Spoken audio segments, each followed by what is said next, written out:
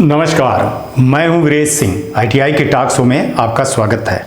आज जो है तो मैं सप्लीमेंट्री एग्ज़ाम के रिजल्ट को लेकर के मूर्ति सर को, CS मूर्ति सर को थोड़ा सा कह रहा हूं ना कि सर हमारा इस समय पर आपका जैसे विवाद चल रहा है ना, तो आप कहते हैं कि वीरेश सिंह आप टारगेट करते हो। अब देख लीजिए सर ना, ठीक है ना, 3-4 दिन से मैं शो बनाया और लड़कों को ही मैंने डांटा। लड़कों को मैंने क्यों डांटा? इसलिए डांटा कि वो अवेयरनेस नहीं थे, वो किसी के बहकावे में आ रहे थे। उनको जब मैंने पहले बोला था, चीज़ों को, परिस्थितियों को मैं जानता हूँ, लेकिन लड़के नहीं समझते हैं कि वो कितनी बड़ी चीज़ें कर ली हैं। भगवान जाने कब आप सप्लीमेंट्री एग्ज़ाम करोगे क्या नहीं करोगे। चलिए छोड़ दीजिए, लड़कों का डांटना, मैं बड़ा हूँ, वो छोटे हैं, डांटता हूँ, चलता रहता। लेकिन एक चीज़, CS मूर्ति जी, फिर कह रहा हूँ, आपसे नहीं हो पा रहा है, मत टाइम बर्बाद करिए सर। बच्चों के भविष्य के साथ मत खेलिए सर, बिल्कुल मत खेलिए सर, बहुत बद्दुआएं लगेंगी। चलिए मैं माना कि कई लड़कों की गलती है, कई ITI की गलती है, माना मैंने,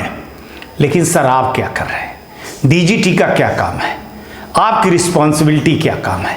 आप नया पोर्टल बनाए, पहले NCVT वाला MIS पोर्टल, फिर जाकर के ये स्किल इंडिया सिद्ध पोर्टल, लेकिन कितना भी पोर्टल पे काम कर लीजिए, कुछ भी कर लीजिए मूर्ति जी, लेकिन लड़के जस के तस हैं।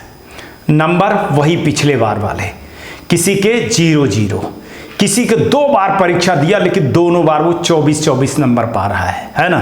तो ये जो है तो करिश्मा आपका ही हो रहा है और आपकी गलती हो रही है।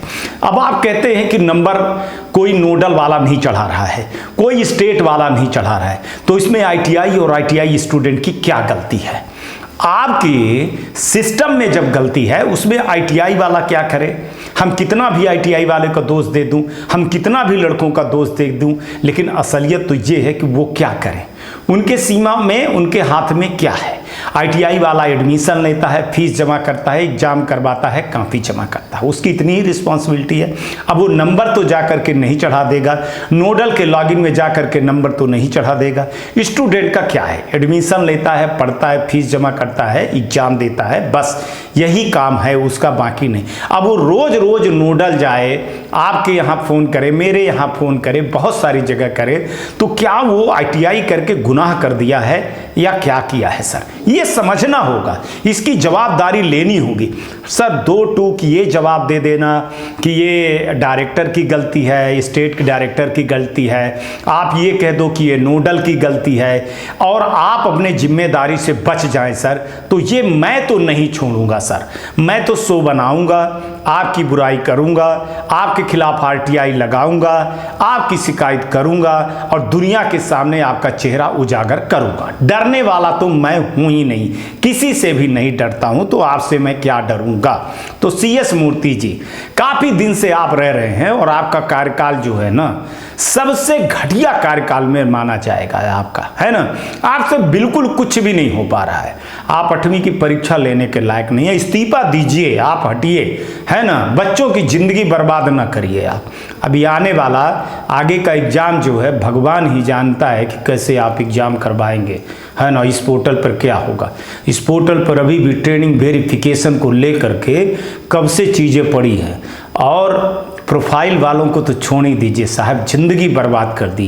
कईयों की आपने नौकरी खा ली साहब, अभी तक उनका कुछ भी नहीं हुआ, और आप रटते रहिए कि अगली बार हम कर देंगे, ग्रीवांसेस खुलेगा तो कर देंगे। यही आप 1.5 साल से 2023 से चिल्ला रहे हैं कि 2 दिन में ठीक हो जाएगा, 2 महीने में ठीक हो जाएगा, 4 महीने में ठीक हो जाएगा। साहब दिसंबर में 2023 के दिसंबर में परीक्षा लिए थे और 25वां लगा हुआ है वर्ष, और ये मई चालू है। सोच लीजिए आप लोगों के उसमें कोई सुधार नहीं आया है ना। और चुप रहिए और आप ये आंकड़ा दीजिए कि साहब इतने लाख लड़कों के तो हो गया, ये पास हो गए, ये हो गए। अगर एक भी लड़के के साथ में दिक्कत हो रही तो क्यों दिक्कत हो रही? आप पोर्टल की दिक्कत कर रहे हैं। पोर्टल क्या दिक्कत कर रहा है साहब? चला तो आदमी रहा है ना। और आपके पास सोचिए कितना अधिकार नहीं है कि आप स्टेट डायरेक्टर को कुछ कह सकें, आप नोडल को कुछ कह सकें। अब एक चीज़ बताता हूँ मैं आपको, यहाँ अगर नोडल को चढ़ोतरी ना चढ़ाए ITI वाला ना, प्रैक्टिकल में आप जानते हैं सर 500 रुपये के हिसाब से जो है तो फीस ली जाती है लड़कों से। अगर लड़के ने 500 रुपये नहीं दिया तो उसका नंबर नहीं चढ़ता है, वही पाएगा। कई जगह पे CBT परीक्षाएं पर भी बहुत बड़ी सवाल उठ रहा है कि वहाँ सिटिंग होती है हज़ार रुपए लेकर, 2 हज़ार 3 हज़ार रुपए लेकर के, है ना। जो पैसा देता है वो पास होता है, जो पैसा नहीं देता है वो फेल हो जाता है। तो ये आपकी सिस्टम की जो है तो वो है। एक तो आपने ऑनलाइन परीक्षा किया है, लड़का पीडीएफ पढ़ करके तुक्का मार करके पास होता है, ठीक है, पीडीएफ पढ़ करके। ऊपर से ये ऑनलाइन सिस्टम आपका, कम से कम एक्यूरेसी तो सर, स्ट्राइक रेट तो सही होना चाहिए, स्ट्राइक रेट भी आपका सही नहीं है।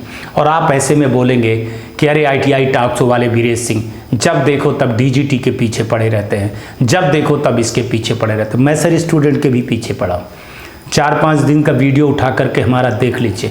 मैंने स्टूडेंट को भी नहीं छोड़ा, मैंने तो स्टूडेंट को धमकाया भी, मैं तो गरियाया भी, मैंने तो कहा मेरे को फ़ोन भी न कर, मैं बोला कि अनसब्सक्राइब करो, सिस्टम को छोड़ो। लेकिन सर सच्चाई तो यही है ना कि लड़कों की क्या गलती है। आप बताइए इन लड़कों की क्या गलती है। इन लड़कों को तो डरा दिया गया। क्यों? लड़का नोडल में जाते हैं तो नोडल वाला भगा देता है, मैं तुमको नहीं जानता हूँ, भागो यहाँ से। स्टेट में फ़ोन करता है तो कोई नहीं सुनता, आपके यहाँ फ़ोन करता है तो कोई नहीं सुनता, ITI वाले के यहाँ फ़ोन करते हैं तो कोई नहीं सुनते। ले दे करके अब हम भी डांटने लगे। पर मैं क्या करूँ, मेरे को भी तो ग्लानि लगती है ना, मेरे को भी तो दुख लगता है ना। और इन लड़कों का क्या दोष है? ये तो ITI करने आए हैं ना। तो ITI करने का क्या मतलब होता है? एडमिशन लिए, फीस लिए, पढ़े, जैसा भी किए। अब क्या आप इनको रास्ते में खड़ा कर देंगे? क्या अब ये RTI लगाएं? क्या अब ये कोर्ट कचहरी करें? हर कोई इनको डांटता रहता है, कोई सुधार नहीं होने वाला है। कोई लड़का 0 नंबर पा रहा है, चलिए 0 नंबर पा जाएगा, ऐसा भी होता है क्या? बार वो लड़का 24 नंबर पाएगा, वही पुरानी चीज़ें दिखाई देगी। सर किसका दोष है? सिस्टम का दोष है ना। तो इसको दोष को आप क्यों नहीं स्वीकार रहे हैं? डायरेक्टर तो आप है ना, जवाबदारी तो आपकी है एग्जाम की ना। अब आप कहेंगे कि CBT में, तो CBT में भी वही हो रहा है। फिर आप कहेंगे कि साहब वो प्रैक्टिकल में जो है स्टेट का और उनका है। नहीं साहब, गलती आपकी है, जिम्मेदारी आपकी है।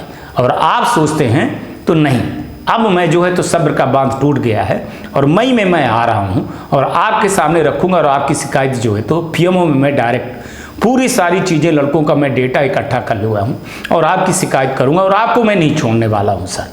आप कितने भी बड़े अपने आप को लगा लीजिए, आपका महाराष्ट्र में रीजनल डायरेक्टर का हुआ है, आप वहाँ जाइए, एग्जाम तो आपके बस में बिल्कुल है ही नहीं है। और आपको मैं बोल रहा हूँ कि नैतिकता की जिम्मेदारी लीजिए, है ना। बच्चों का भविष्य बर्बाद कर रहे हैं, इस्तीफा दीजिए, नौकरी छोड़िए और घर में बैठिए, किसी अच्छे अफसर को आने दीजिए और वो अफसर अपना काम करे। क्योंकि जब आपसे नहीं हो रहा है तो ज़बरदस्ती ना करिए। और आपके विभाग ने जो हमको RTI में जवाब दिया है ना, अगर जिस दिन मैं खुलासा कर दूंगा ना सर, तो आप लोग मुंह दिखाने के लायक नहीं बचोगे, मुंह दिखाने के लायक नहीं बचोगे। कोर्ट में चला जाऊंगा तो जिस तरह से मनमानी आप लोग कर रहे हैं, हम भी वेट कर रहे थे कि चलो ठीक है यार, अब इस बार सही हो जाएगा, अब सही हो जाएगा यार, अब सुधर जाओगे, अब सुधर जाओगे। आप लोगों को तो सुधरने का बिल्कुल नाम ही नहीं लेना है भाई साहब।